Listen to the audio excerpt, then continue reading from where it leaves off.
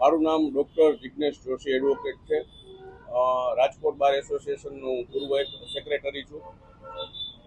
રાજકોટમાં ગત તારીખ 8/9ના રોજ નેશનલ લીગલ સેમિનાર થયેલો હતો.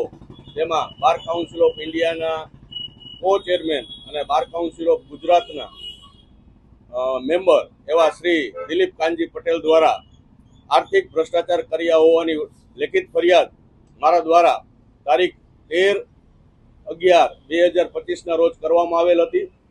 જે ફરિયાદના અનુસંધાને દિલીપ પટેલ અને રાજકોટ બારના ઉપપ્રમુખ સુમિતભાઈ વોરાએ મીડિયાને એવી જાણ આપી હતી કે અમે કોઈ પણ કોલેજ પાસેથી એક પણ રૂપિયો લીધો નથી.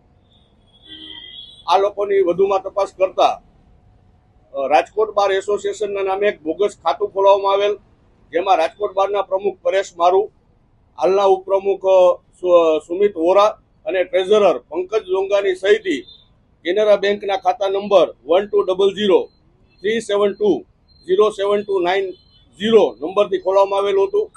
આ ખાતાની અંદર કુલ 11,40,000 રૂપિયા જેવી માતબર રકમ લો કોલેજો પાસેથી ફાળા દ્વારા ઉઘરાવવામાં આવેલી હતી. દિલીપ પટેલ હાલ ઇન્સ્પેક્શન કમિટીમાં હોય. સમગ્ર ગુજરાત અને સમગ્ર ભારતની તમામ કોલેજોમાં તે ઇન્સ્પેક્શન કરવા જતા હોય, માટે કોલેજ પર પોતાનો ગેરવ્યાજબી દબાણ વાપરી આ રકમ લીગલ સેમિનારના નામે ભેગી કરવામાં આવેલ છે. જે બેંક એકાઉન્ટના સ્ટેટમેન્ટની નકલ આપ સર્વે મિત્રોને સોંપી આપેલ છે.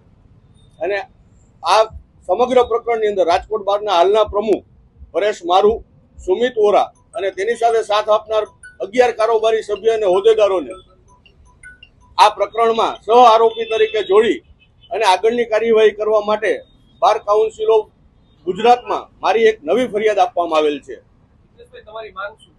મારી માંગ સ્પષ્ટ છે કે આવા ભ્રષ્ટાચારી લોકો કોઈ પણ સંસ્થામાં હોય તેને કદાપી ચલાવી ન લેવા જોઈએ. મારી ઉપર જ્યારે એલિગેશન દીધું તો મને તો સાંભળ્યા વગર જ 2.5 વર્ષનું સસ્પેન્શન હું આજની તારીખ સુધી સહન કરું છું. આ તો પુરાવા સાથે હું આપું છું. તો એ લોકોને પણ સસ્પેન્ડ કરી એમને પણ આગળની કાયદેસરની કાર્યવાહી ફેસ કરવાની તક બાર કાઉન્સિલ ઓફ ગુજરાત અને બાર કાઉન્સિલ ઓફ ઇન્ડિયાએ આપવી જોઈએ. એની તપાસ બાર કાઉન્સિલ ઓફ ઇન્ડિયા કરશે અને બાર કાઉન્સિલ ઓફ ગુજરાત કરશે. તેમના કોલેજોના સંચાલકોના સ્ટેટમેન્ટ બાર કાઉન્સિલ ઓફ ગુજરાતની તપાસ કમિટી જે નિમવામાં આવશે તેના દ્વારા લેવામાં આવશે.